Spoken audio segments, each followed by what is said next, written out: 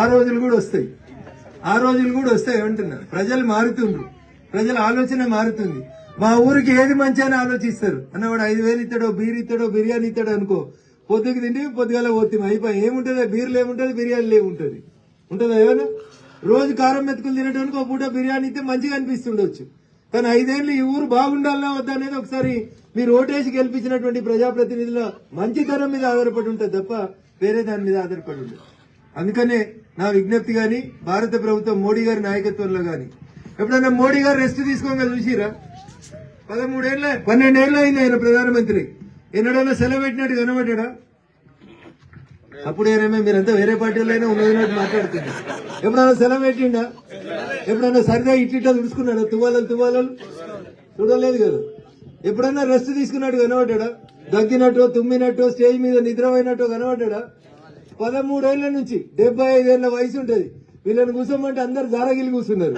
ఆయన ఎప్పుడైనా స్టేజ్ మీద కూర్చుంటే చూడు, చక్కగా గడపార లెక్కనే కూర్చొని ఉంటాడు పెద్ద ఆయన. అవునా? 5 గంటల నుంచి యోగా చేస్తాడు, టైంకు తింటాడు, టైంకు లేస్తాడు, 18 గంటలు పని చేస్తాడు. నా బిడ్డను ఎట్లా ముఖ్యమంత్రి చేయాలి, నా బిడ్డతో ఎట్లా సారా అమ్మిపియాలి, నా కొడుకుతోటి కంపెనీ ఎట్లా పెట్టిపియాలి, నా కొడుకుని ఎట్లా ముఖ్యమంత్రి చేయాలి, ఏమన్నా ఉందా ఆయనకు ఆలోచన? ఏమున్నది? మీరు బాగుండాలి, మనం బాగుండాలి, ఈ దేశం బాగుండాలి, దేశంలో చదువుకున్న పిల్లలు మంచిగా ఉండాలనేది ఆయన ఆలోచిస్తుంది. అందుకని ఓటర్ల ఆలోచన విధానంలో కూడా చాలా మార్పులు వచ్చినాయి. రోడ్లు పెరిగినాయి, రైళ్లు పెరిగినాయి, ఊర్లలో వసతులు పెరుగుతున్నాయి, ప్రతి ఊరికి ఇంటర్నెట్ వస్తుంది, 24 గంటలు కరెంట్ వస్తుంది, తాగేందుకు మంచినీళ్లు వస్తున్నాయి, ఇంటికి ఫ్రీగా 80 కోట్ల మందికి ఫ్రీగా రేషన్ బియ్యం వస్తుంది. వస్తున్నాయా లేవే? మొన్న జూన్ 1 కి ఇచ్చినట్టు 3 నెలల బియ్యం అట్లా ఇచ్చినట్టున్నారు. ఇచ్చిరా అక్క? ఇచ్చిరా? మీరు రేషన్ షాప్ ఉందా? తీస్తురా రేషన్ షాప్? రోజు ఇస్తారా? ఎన్ని కిలోలు ఇస్తారు? 5, 6 కిలోలు ఇస్తారు. అక్క బాగా హుషారు ఉంది చూడు. ఏం పేరు అక్క? సో అట్లా రాజకీయాలలో ఆడపిల్లలకి రాజకీయం ఎందుకు అందరు వెనుకడికి? అవునా? ఇప్పుడు ఎంతమంది అయ్యారు? ఇటు ఎంతమంది ఊరు, ఇటు ఎంతమంది ఊరు? గీత గీసుకొని వస్తారు వాళ్ళు కూడా.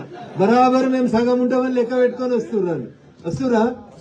సో మోడీ గారు ఏం చేశారంటే ఊకేకి పంచాయతీలలో ఎంపీటీసీలనే పంచాయతీ ఎందుకు రాబోయి వీళ్ళందరినీ అసెంబ్లీ కూడా తీసుకురావాలని అనుకుంటుండు, పార్లమెంట్ కూడా తేవాలనుకుంటుండు. 100 మంది ఎమ్మెల్యేలు ఉంటే 33 మంది ఎమ్మెల్యేలు, వీళ్ళకి 33 కుర్చీలు బరాబర్ వేయాలని చెప్తున్నారు. వేయాలా వద్దా? వేయాలి.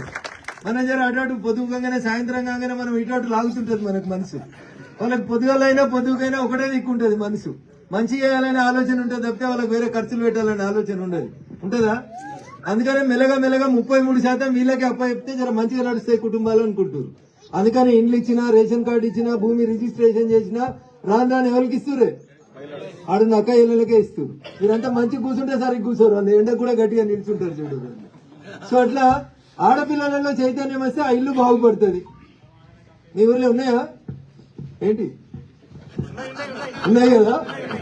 నేను దాని గురించి ఎక్కువ మాట్లాడలేదు. ఇక అవి ఉండాలా వద్దా అనేది మీరు ఆలోచించుకోవాలి. అది ఉంటే లాభం అవుతుందా నష్టం అవుతుందా ఆలోచించుకోండి. సరే, నేను ఇప్పుడు పంచాయతీ పెట్టిపోయినట్టు ఉంటుంది, నేనేం మాట్లాడాలి అన్న. ఇప్పుడు నీకు ఏది మంచి ఏది చెడు అనేది తెలిస్తే నీ కుటుంబం ఎట్లా కాపాడుకోవాలో నువ్వు చూసుకుంటావు. నాకు ఓటేసి గెలిపించినందుకన్నా ఇది అది బురద ఓకు దిగబడతావు, మునిగిపోతావు అని చెప్తా. లేదు ఎట్లా దిగుతానో చూస్తా అన్నావు అనుకో, ఏమంటుంది?